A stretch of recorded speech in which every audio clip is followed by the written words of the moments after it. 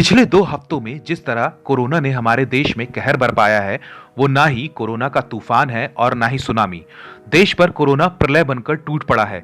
सरकारी आंकड़ों के हिसाब से पूरे देश में अप्रैल में 48,768 मौतें हो चुकी हैं, जिसमें से पिछले 2 हफ्तों में 36,000 मौतें हुई हैं।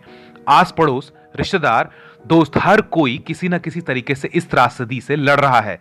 चिकित्सा सुविधाएं पूरी तरह चरमराई हुई हैं। लोगों को अस्पतालों में ऑक्सीजन और बेड के लिए भारी जद्दोजहद करनी पड़ रही है। इंजेक्शन और दवाइयों की किल्लत है।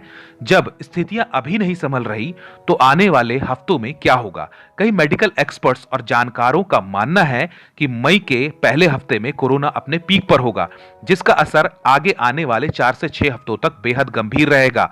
भारत की वर्तमान की परिस्थितियों को देखकर कई अन्य देशों ने गहरी चिंता जताई है और भारत की मदद के लिए आगे आए हैं।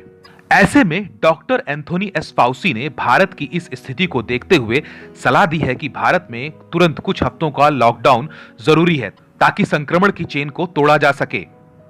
Doctor Anthony S Fauci America के प्रेसिडेंट जो बाइडेन के चीफ मेडिकल एडवाइजर हैं और 7 अमेरिकन प्रेसिडेंट के साथ काम कर चुके हैं।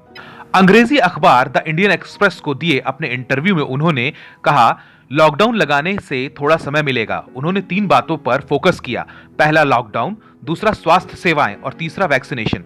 डॉक्टर फाउसी ने कहा कि भारत बहुत मुश्किल हालात में है। मैं एक पब्लिक हेल्थ पर्सन हूं, ना कि राजनीतिक व्यक्ति। जब मैं इस इंटरव्यू की तैयारी कर रहा था, तब मैंने CNN में एक वीडियो देखा था जो हालातों की गंभीरता बयां कर रहा था। जब आपके सामने ऐसी परिस्थितियां हो तो कदम तुरंत उठाने पड़ते हैं। उन्होंने अपने इंटरव्यू में कहा कि सबसे पहले एक क्राइसिस ग्रुप बनाना चाहिए जो चीजों को व्यवस्थित करना शुरू करें। मैंने सुना सड़कों पर लोग अपने माता पिता, भाई बहनों के लिए ऑक्सीजन तलाश कर रहे हैं।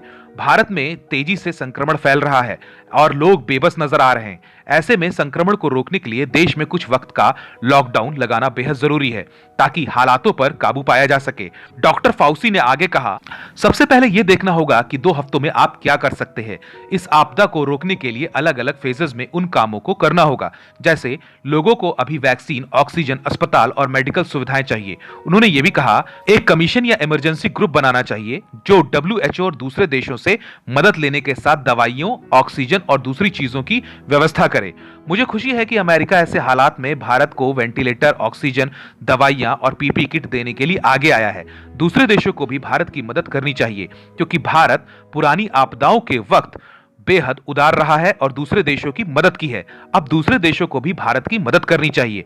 उन्होंने चीन का उदाहरण देते हुए कहा कि चीन ने आपदा के समय कुछ ही दिनों और हफ्तों में इमरजेंसी यूनिट तैयार कर ली थी, जिसमें हॉस्पिटल की तरह ही लोगों की देखभाल की जा रही थी।